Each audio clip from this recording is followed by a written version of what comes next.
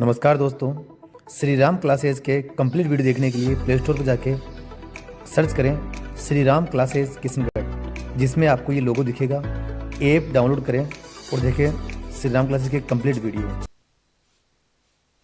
नमस्कार, जय हिंद दोस्तों, स्वागत है आपका आज की इस बेहतरीन और शानदार क्लास में, आपके इस YouTube चैनल पर श्री राम क्लासेज किशनगढ़ में। आज हम देखने जा रहे हैं कि जो रासायनिक परिवर्तन है, इस टॉपिक का जो पार्ट 2 है, यानी कि फर्स्ट पार्ट हमने देख लिया जिसमें हमने बेसिक सवाल किए थे। आज हम अगले 15 सवाल और लेकर आए हैं जो कि इम्पोर्टेंट है। तो शुरू करते हैं बिना किसी देरी के। आज के जो सवाल रहने वाले हैं बहुत ही इम्पोर्टेंट सवाल है। सबसे पहले बात करें हम पहले सवाल की कि कौन सा एक रासायनिक परिवर्तन का उदाहरण है। रासायनिक परिवर्तन की बात कर रहा है कि इनमें से कौन सा उदाहरण है जो कि रासायनिक परिवर्तन के बारे में बता रहा है। कोयले का दहन, जहाँ भी दहन शब्द आ जाए वो तो समझ लेना कि रासायनिक परिवर्तन है, फिक्स है। फिर बात कर रहा है कि दूध से दही बन जाए तो वो भी रासायनिक परिवर्तन है। लोहे पर अगर जंग लग जाए तो वो भी रासायनिक परिवर्तन है। कैसे पहचानोगे?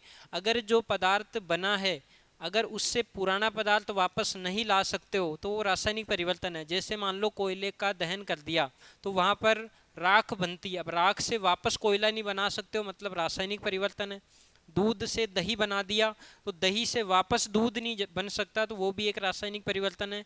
लोहे पर अगर जंग लग जाए तो वो लोहा पुराने जैसा नहीं होता, वो संसारित हो जाता है, खराब हो जाता है। तो पुराना लोहा प्राप्त नहीं कर सकते हो तो वो भी कैसा परिवर्तन है? रासायनिक परिवर्तन। तो हमारा ऑप्शन कौन सा राइट है भाई? ऑप्शन द, जिसमें है कि उपयुक्त सभी, यानी कि तीनों ऑप्शन बिल्कुल राइट है। अगले सवाल की ओर बात करते हैं। नेक्स्ट सवाल देखो कि कौन सा रासायनिक परिवर्तन का एक गुण नहीं है। ध्यान रखना, नहीं पूछ रहा है, गुण नहीं है। अब बात करो स्थायी परिवर्तन, तो इसमें स्थायी परिवर्तन होता है क्योंकि जो एक बार नया पदार्थ बन जाता है वो फिक्स रहता है, उसके बाद वापस उसको प्राप्त नहीं कर सकते जो पुराना है। तो स्थायी परिवर्तन सही बात है। नवीन पदार्थ का निर्माण होता है, नया पदार्थ बनता है, ये भी सही बात है। पुनः प्रारंभिक पदार्थ प्राप्त हो जाता है, ये गलत बात है भाई।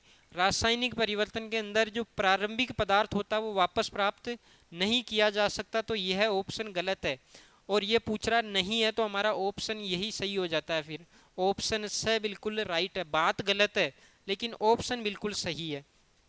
चौथा ऑप्शन देखो, नवीन पदार्थ का संगठन व गुण मूल पदार्थ से भिन्न होते हैं, बिल्कुल सही बात है कि जो नया पदार्थ बन रहा है वो मूल जो पदार्थ था पहले उसके गुण उससे अलग होते हैं, यानी कि दोनों के गुण अलग अलग होते हैं। उदाहरण के लिए समझो, दूध के गुण अलग है, दही के गुण अलग है, तो इस प्रकार से गुण भी अलग होते हैं। तो इसने पूछा था कि नहीं है, तो ये वाला नहीं है कि पुनः प्रारंभिक पदार्थ प्राप्त हो जाता है। तो चले आगे अगले सवाल की ओर देखते हैं। तो ये पूछ रहा है एथीन, यानी कि CH2, ये इस प्रकार से डबल बॉन्ड है, ध्यान रखना। तो इसको हम ऐसे लिख सकते हैं C2H4, यानी कि कार्बन 1 और 2 है, हाइड्रोजन 2 और 2 4 है। इसकी अगर अभिक्रिया करवाते हैं हम किसके साथ? हाइड्रोजन के साथ, तो हमें क्या प्राप्त होता है? हमें एथेन प्राप्त होता है, यानी कि ये कौन सा है भाई? असंतृप्त है। कौन सा है? असंतृप्त। अब इसको संतृप्त बनाने के लिए इसमें हाइड्रोजन जोड़ दिया तो ये देखो 2 कार्बन हो गए, तो इसको लिख सकते हैं C2, और हाइड्रोजन कितने हो गए? H6, तो ये बन गया संतृप्त।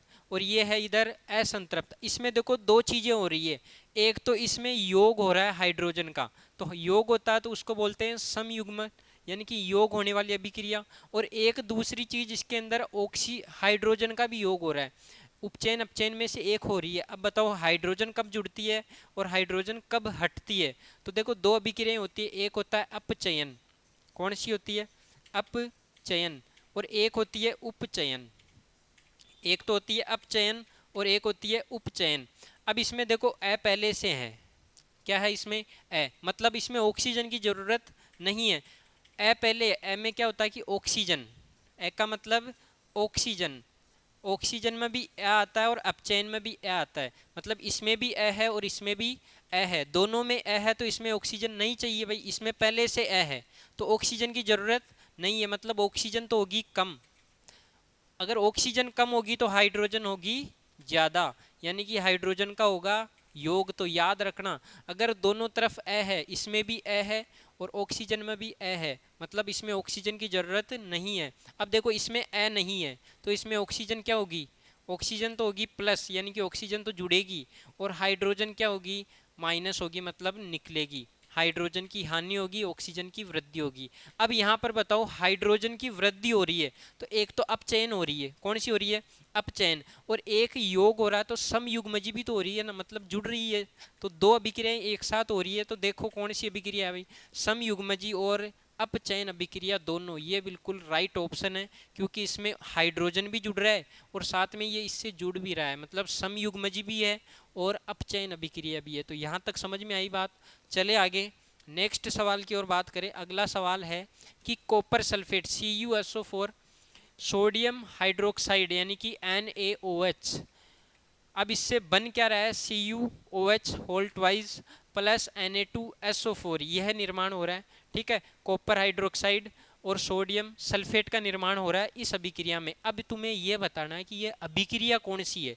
अगर ध्यान से देखो ना, इसमें अदला बदली हो रही है। कैसे, जैसे मान लो एक के पास पहले B था और C के पास पहले D था, फिर तीर के बाद क्या हुआ कि ये जो C है ये एक B की जगह चला जाएगा, तो A और C हो गए, और प्लस में जो B है वो D के साथ आ गया।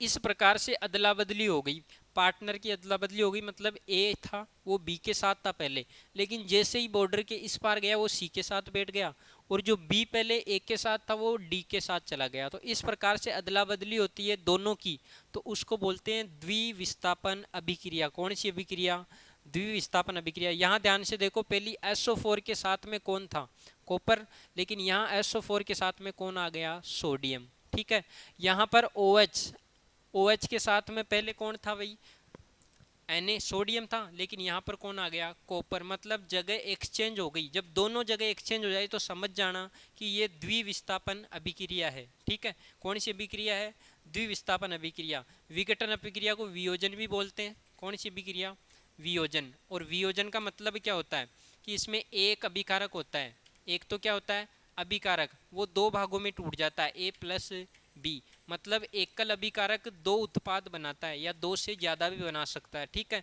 तो हम उसको बोलते हैं कौन सी अभिक्रिया, वियोजन या विघटन। समयुग्मजी अभिक्रिया अभी देखी थी, जिसमें योग होता है, जिसमें जुड़ता है। ठीक है, बात करें विस्थापन की, तो विस्थापन में क्या होता है कि जो कम ताकतवर होता है, जैसे मान लो एक तो है A, इसके साथ है B, और एक है हमारा C।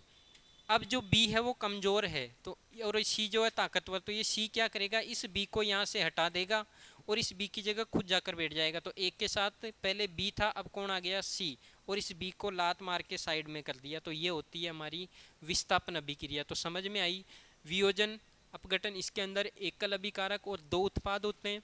द्विविस्थापन जिसमें आयनों का आदान प्रदान होता है, मतलब जगह एक्सचेंज हो जाती है दोनों यौगिकों में से। समयुग्मजी मतलब इसमें योग होता है, जिसको संयोजन भी बोल सकते हो। विस्थापन के अंदर क्या होता है कि जो कम क्रियाशील तत्व होता है उसको जो अधिक क्रियाशील यानी कि ज़्यादा ताकतवर होता है ना, वो हटा देता है, किससे, उसके यौगिक से। जैसे यहाँ पर B के साथ कौन था पहले, A, तो इस B को C ने हटा दिया और खुद बैठ गए उसकी जगह आकर।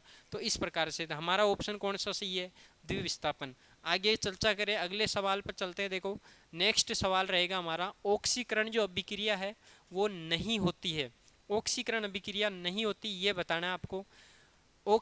ऑक्सीजन का संयोजन, ये बिल्कुल सही बात है। हाइड्रोजन का निकलना, अगर ऑक्सीजन जुड़ रही है तो हाइड्रोजन निकलेगी, सही बात है। दोनों एक दूसरे के उल्टे काम करते हैं। तो ऑक्सीकरण में क्या होता है कि ऑक्सीजन जुड़ती है तो हाइड्रोजन सीधी सी बात है निकलेगी। एक होता है विद्युत धनी तत्वों से संयोजन, ये बात गलत है भाई, ये बात संयोजन में नहीं होती, ये किस में होती है, जो अपचयन होता है उसके अंदर ये बात लागू होती है। तो विद्युत धनी तत्वों से संयोजन ये ऑक्सीकरण अभिक्रिया में नहीं होती, तो ये हमारा ऑप्शन बिल्कुल राइट है भैया, बिल्कुल राइट, करेक्ट। विद्युत ऋणी तत्वों का संयोजन, ये सही बात है, ये ऑक्सीकरण में होती है। तो ऑक्सीकरण में तीन चीज़ें याद रखना, ऑक्सीजन का योग होता है, हाइड्रोजन की हानि होती है, और विद्युत ऋणी यानी कि जो माइनस वाले तत्व होते हैं उनका क्या होता है, संयोजन होता है। ठीक है, तो ये बात ध्यान रखना। आगे चलें, नेक्स्ट की बात करो कि मेथिल एसीटेट जल और जो HCl यानी कि जो जलीय विलयन है उससे बनता क्या है, एथेनोइक अम्ल बनता है, साथ में मेथेनॉल बनता है। अब प्रश्न पूछा है कि इस अभिक्रिया में जो HCl वो किस प्रकार का उत्प्रेरक है। देखो उत्प्रेरक कई प्रकार के होते हैं, उत्प्रेरक विष, ठीक है, जो उसकी क्रियाशीलता को कम कर देते हैं। एक उत्प्रेरक बढ़ा देते हैं तो उसको वर्धक बोलते हैं, उत्प्रेरक वर्धक, ठीक है। एक होते हैं समांगी और विषमांगी। समांगी का मतलब होता है जो उसमें पूरी तरह घुल जाए विलयन के अंदर या अभिकारकों में पूरी तरह घुल जाए, उसको समांगी बोलते हैं। जो पूरी तरह नहीं घुले, उसकी अवस्था अलग होती है, तो उसको बोलते हैं विषमांगी। तो ये HCl जो होता है ये पूरी तरह घुलने वाला है, ठीक है। तो इसको हम बोलेंगे कौन सा है, ये समांगी उत्प्रेरक। कौन सा उत्प्रेरक है, समांगी, विषमांगी नहीं है। तो हमारा ऑप्शन कौन सा राइट है भाई, ऑप्शन ए बिल्कुल राइट ऑप्शन है। समांगी उत्प्रेरक है, ये पूरी तरह घुल जाता है, ठीक है। स्वतः उत्प्रेरक जो खुद ही भाग ले लेते उसको स्वतः उत्प्रेरक बोलते हैं। अब चले आगे नेक्स्ट सवाल की ओर चलते हैं। तो अगला जो सवाल रहेगा कि उत्प्रेरक विष क्या होते हैं। अभी बताया जो क्रियाशीलता को कम कर देते हैं उसको बोलते हैं। तो ऑप्शन पढ़ो, वह पदार्थ जो रासायनिक अभिक्रिया को विषैली बनाते हैं। ये बात गलत है, नहीं है। उत्प्रेरक के रूप में उपयोगी विष नहीं है। वे पदार्थ जो अभिक्रिया में मिलाने पर उत्प्रेरक की क्रियाशीलता को कम कर देते हैं। ये बात बिल्कुल सही बोली है इसने। उत्प्रेरक विष वो होते हैं जो अभिक्रिया की क्रियाशीलता जो होती है उसको कम कर देते हैं। क्या कर देते हैं, उसको कम, उदासीन कर देते हैं। ये नहीं होगा। तो हमारा ऑप्शन कौन सा राइट है भाई, ऑप्शन स बिल्कुल करेक्ट है। चले आगे, अगला सवाल देखो कि Zn प्लस CuSO4 यानी कि जिंक, कॉपर सल्फेट, उसके बाद बना क्या, जिंक सल्फेट और Cu। चलो यहाँ पर ये बता दो कि अभिक्रिया कौन सी हो रही है। प्रश्न पे बाद में चलेंगे कि अपचयन कौन सा हो रहा है, उपचयन कौन सा हो रहा है। पहले तो ये बताओ अभिक्रिया कौन सी है, संयोजन, वियोजन, विस्थापन, द्विविस्थापन। फटाफट कमेंट में लिखकर बता दो इसमें कौन सी अभिक्रिया हो रही है। अभी बताया था कि जो ताकतवर होता है उसको कमजोर हटा देता। तो यहाँ पर जो ताकतवर है वो जिंक है। कौन है, जिंक। और कॉपर जो है वो कमजोर है। अब ये जिंक क्या करेगा, इसके धक्का मार के इसको हटा देगा और इसकी जगह खुद बैठ गया। देखो SO4 के साथ पहले कौन था, कॉपर, अब कौन आ गया, जिंक। और इस कॉपर भाई साहब को इधर साइड में बैठा दिया, ठीक है, क्योंकि ये कमजोर है और ये ताकतवर है, ठीक है। तो यहाँ पर विस्थापन अभिक्रिया हो रही है। कौन सी अभिक्रिया हो रही है, विस्थापन। अभी बताया था 2 मिनट पहले, ठीक है। तो विस्थापन अभिक्रिया हो रही है। अब विस्थापन आगे देखो, अब हमारा सवाल देखो क्या पूछ रहा है, अभिक्रिया में अपचयित यानी कि अपचयन हो रहा है, यानी कि कौन सा यौगिक है जिसका अपचयित हो रहा है, या कौन सा यौगिक है जिसमें अपचयन की अभिक्रिया हो रही है। अब अपचयन समझो, ध्यान देना। अपचयन का मतलब है इसमें अ पहले से मतलब ऑक्सीजन हटेगा। अ पहले से मतलब ऑक्सीजन की कमी होगी, ऑक्सीजन को हटाना है।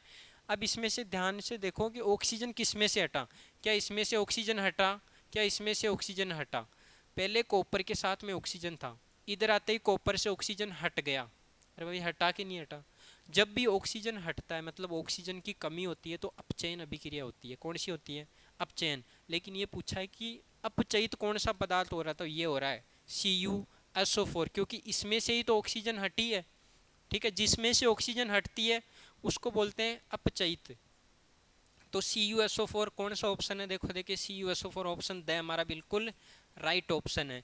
इसमें कौन सा है ये बताओ। देखिए ये क्या हो रहा है, इसमें ऑक्सीजन जुड़ रही है तो ये उपचयित हो रहा है। जिसमें ऑक्सीजन जुड़ती है वो उपचयित होता है, जिसमें से ऑक्सीजन हटती है वो अपचयित होता है। ये ध्यान रख लेना। चले आगे, अगला सवाल देखो, देखें उदासीनीकरण अभिक्रिया में उत्पाद में शामिल होते हैं। अब उदासीनीकरण अभिक्रिया क्या होती है, उदासीनीकरण अभिक्रिया होती है कि जैसे मान लो मैंने एक अम्ल ले लिया HCl, ठीक है, साथ में मैंने एक क्षार भी ले लिया NaOH। ये अम्ल है, ये क्षार है। जब दोनों की अभिक्रिया करवाए तो हमें एक तो लवण मिलता है। क्या मिलता है, लवण। अब लवण मिलेगा NaCl, नमक मिलेगा ना भाई। इधर से Na ले लिया, इधर से Cl ले लिया।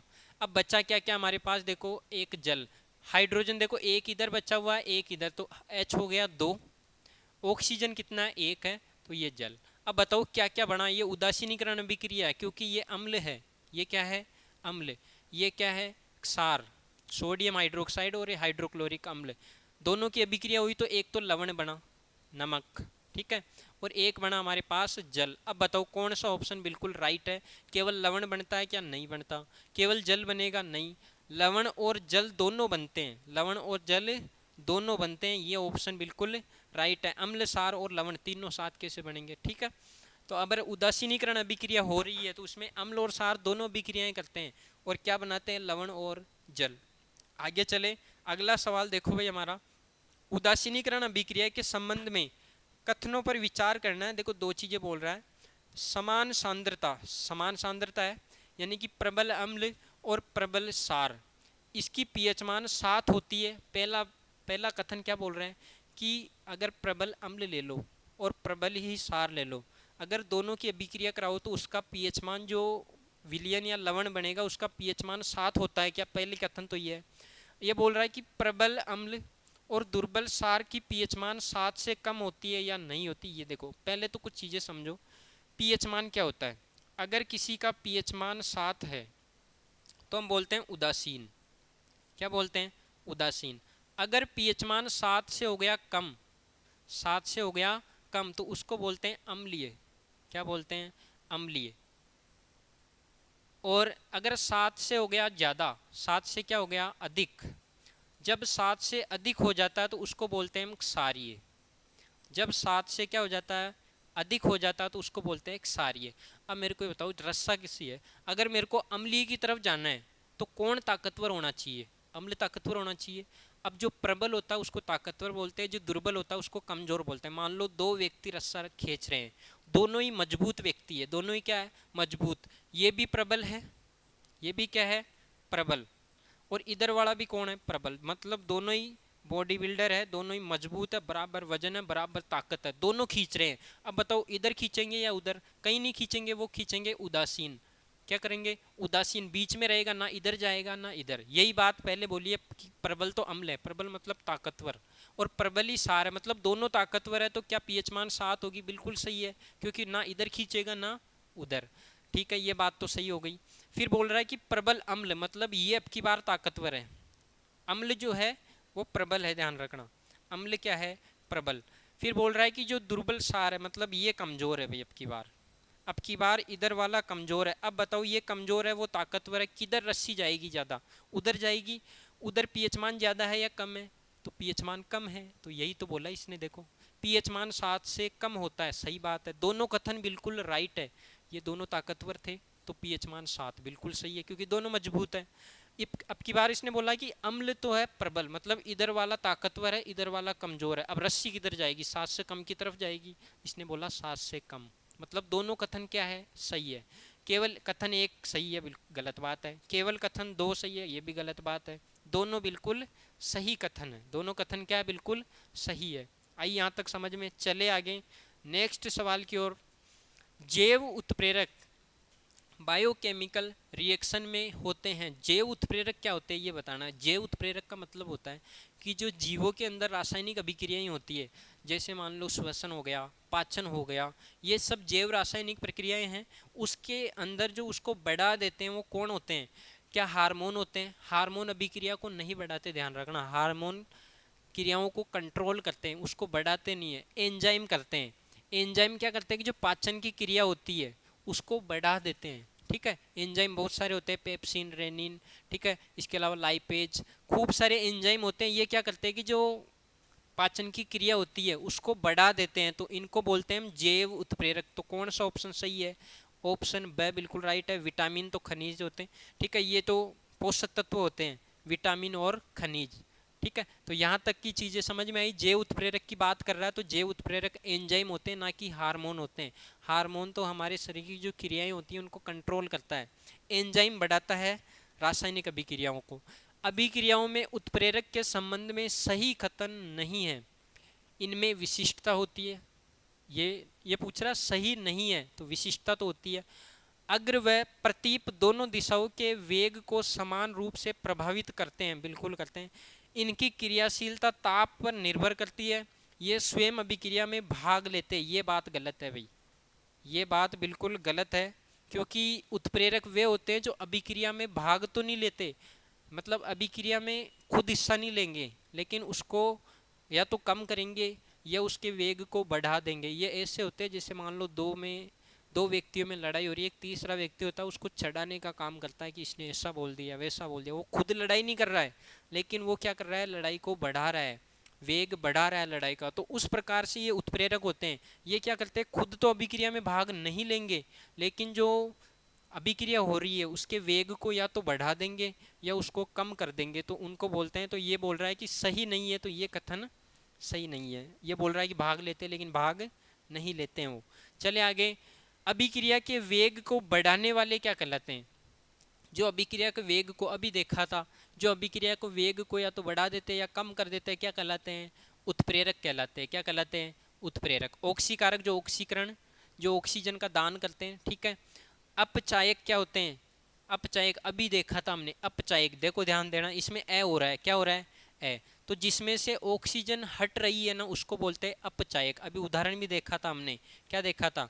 CuSO4 वाला, उसमें से ऑक्सीजन हटी थी ना, तो ये कौन सा है? अपचायक। बात करें एंजाइम की, तो इनको जैव उत्प्रेरक बोला जाता है। क्या बोला जाता है इनको? जैव उत्प्रेरक। चले अगले सवाल की ओर। आज का जो आखिरी सवाल है, वह अभिक्रिया जो बनने वाले उत्पादों से ही उत्प्रेरित हो जाती है, क्या कहलाती है? यानी कि जो अभिक्रिया है, जो उत्पाद बन रहा है उसी से उत्प्रेरित हो जाती है, यानी कि जो उत्पाद बना वही उत्प्रेरक का काम भी कर देता है, ठीक है। तो वो क्या कहलाता है?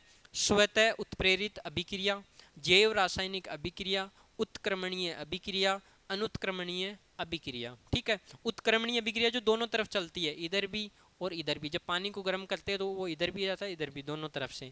अनुत्क्रमणीय जो एक ही दिशा में चलती है, अनुत्क्रमणीय होती है। जैव रासायनिक अभिक्रिया जो जीवों के शरीर के अंदर होती है उसको जैव रासायनिक अभिक्रिया बोलते हैं। तो हमारा ऑप्शन कौन सा सही है? स्वतः उत्प्रेरित अभिक्रिया, यानी कि अपने आप हो रही है, उसमें किसी उत्प्रेरक की आवश्यकता नहीं पड़ी, जो उत्पाद बना वही क्या कहलाया? उत्प्रेरक, ठीक है। तो ये तीनों चीजें हो ही गई कंप्लीट। तो हमारा ऑप्शन कौन सा राइट है भाई? ऑप्शन हमारा बिल्कुल ए ऑप्शन बिल्कुल राइट है। तो आज के 15 सवाल हमने देख लिए, और अब देखो आपको चैनल को सब्सक्राइब करना पड़ेगा, लाइक करना पड़ेगा और शेयर करना पड़ेगा, ताकि हमें मोटिवेशन मिले और हम आगे भी ऐसी ही क्लासें आपके लिए लाते रहे टॉपिक वाइज। अगर इनमें से और सवाल बनते हैं इस टॉपिक के और भी महत्वपूर्ण जो NCERT बुक से या पुराने प्रश्न पत्रों से, तो एक क्लास और लाएंगे, ठीक है। तो फिर मिलते हैं एक क्लास के साथ। अगली क्लास में फिर और महत्वपूर्ण सवालों को लेकर मैं हाजिर होऊंगा आपके सामने। तब तक गुड बाय। अपनी तैयारी को और मजबूती से करते रहिएगा। जय हिंद दोस्तों, ठीक है।